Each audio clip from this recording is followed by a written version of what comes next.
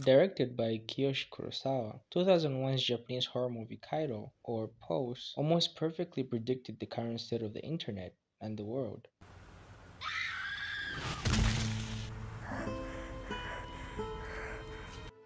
Well, not exactly. Let me explain. I think a movie is an art piece on its own.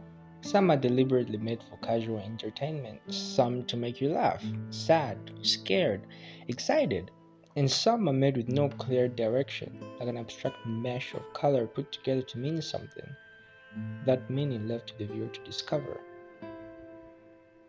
Nothing is ever explained in Kaido. People are disappearing, and that's just that. There are ghosts, and a forbidden room you mustn't enter for whatever reason. People are suddenly committing suicide left and right, and no one knows why. We watch as the characters try to make sense of what's going on, forming their own theories, but it's stuff just there. Theories. What makes this movie so terrifying isn't the ghosts or any gruesome murder scenes. Sure, this scene is absolutely haunting, but for the majority of the movie, the ghosts don't interact with the living. No, that's not what's scary. It's the very real and immediately tangible topics it covers. Loneliness is a very cold and dark place to be. It breaks someone from the inside out, leaving only a shell of what a person used to be. And this film perfectly shows that. The movie was made in the early stages of the internet. In an interview, Kurosawa even stated he never intended to predict the future or anything like that. The idea of being always connected but further apart than ever is sprinkled all across the movie, and it's never been more true than the current time we live in.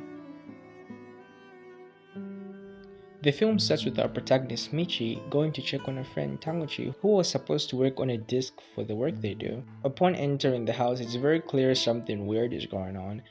A figure appears and it's Tanguchi. He speaks and acts in a very calm demeanor, directing Michi to where the disc is. After going completely silent, Michi checks on him, only to find the corpse of his friend hanged.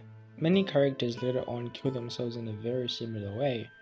Loneliness, many times accompanied with depression, does something to you. It strips away any sort of happiness you once had and makes you question what you're living for, many times leading to suicidal thoughts and even the act itself. The internet has only made this worse, even though in theory we should technically never feel lonely because we're ever connected. Those connections in themselves aren't real. It boils down to people just broadcasting their loneliness to one another. これは何？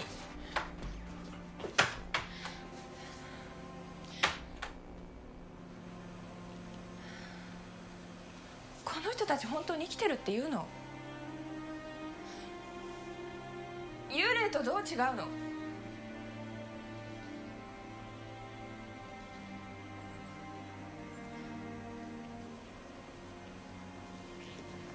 結局人間も幽霊も同じ。生きてようが死んでようが。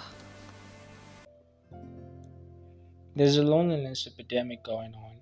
Just like in the movie, people in real life are shutting themselves away from the world, letting themselves be consumed by the internet. People are killing themselves because of the unbearable state of their mental health. Maybe it gets better when you're dead. Right?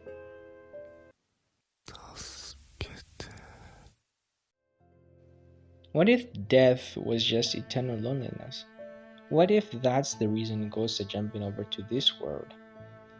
Being alone even after death sounds like the most terrifying thing to me. If we're meant to be alone forever, what does it even mean to live? We don't know. The movie doesn't try to answer these questions. It leaves you even more confused and more scared than you were going into it. I don't think this is something you can understand by it being explained to you. It's something you experience, a very cold and terrifying experience. There are so many things I don't want to get into about the movie because you have to experience it on your own. It's not a movie for everyone. It's very slow and some might even say boring, but I'd 100% recommend it to anyone who's interested in these topics. That's all I had to say. それ貸して。あれあれあれ